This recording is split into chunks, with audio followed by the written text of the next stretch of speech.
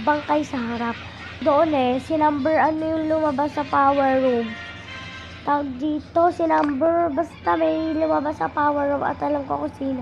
Sino yun? Nakalimutan ko, titingnan ko lang. Ako, papunta lang ako doon sa courtyard kasi gagawin ko yung nagre-ring.